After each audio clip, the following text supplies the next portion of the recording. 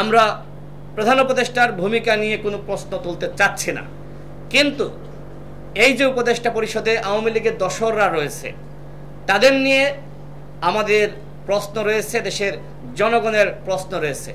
আমি মাননীয় প্রধান উপদেষ্টার কাছে প্রশ্ন করছি যে তিনি কেন এই উপদেষ্টা পরিষদের সংস্কার করছেন না। তিনি নিজেই বলেছেন যে তাড়াহুড়া করে আমরা যথেষ্ট ব্যক্তিদের মাধ্যমে উপদেষ্টা পরিষদ গঠনের সুযোগটা পাইনি, সময়টা পাইনি। এখন তো সময়টা আছে। দেশের জনগণ সবাই রাষ্ট্র সংস্কার চায়, গণহত্যার বিচার চায়। সুতরাং এই যে জনগণের ম্যান্ডেট, এই ম্যান্ডেট কাজে লাগিয়ে তিনি যোগ্যতা সম্পন্ন ব্যক্তিদের মাধ্যমে এই উপদেষ্টা পরিষদ পুনর্গঠন করতে পারেন, কিন্তু কেন করছেন না? কি কারণ? তার আশপাশে যারা আওয়ামী লীগের প্রেতাত্মারা রয়েছে তারা চায় না ডক্টর মোহাম্মদ ইউনূস সফল হোক।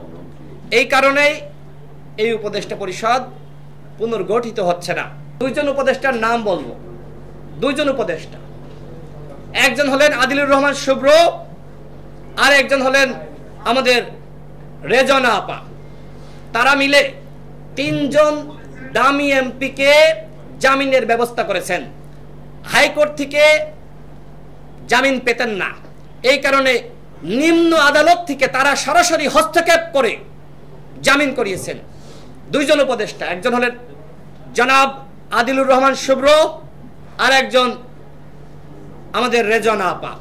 এর মধ্যে একজন দামি এমপি স্বয়ং ঝিনাইদহের, আপনারা খোঁজ দিয়ে দেখেন, গোয়েন্দা সংস্থা আছে, আমাদের প্রশাসন আছে, সবাই জানে, এমনকি সরকারের অন্যান্য উপদেষ্টারাও জানে।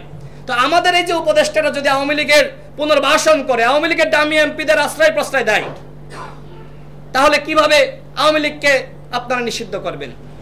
এমনকি আর একজন ছাত্র উপদেষ্টা আরেকজন দামি এমপিকে পাশে বসিয়ে বিভিন্ন সেমিনার করে, বিভিন্ন অনুষ্ঠান করে।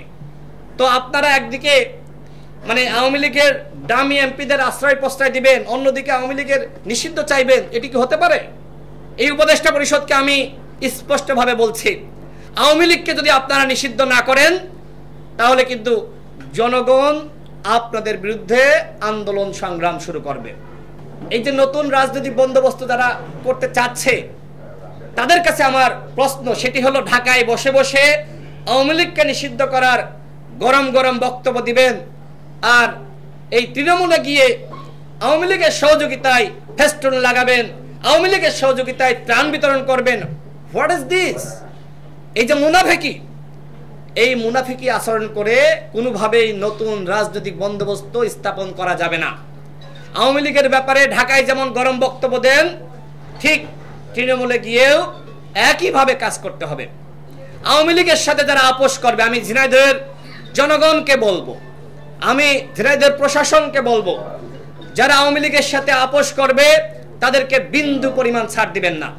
আমাদের আপোষ অন্যান্যদের সাথে হবে। আমরা যারা ফ্যাসিবাদ বিরোধী লড়াই করেছি আমাদের মধ্যে আপোষ হবে। আওয়ামী লীগের সাথে যারা আপোষ করবে, গণ অধিকার পরিষদ তাদের সাথে কোনো আপোষ করবে না।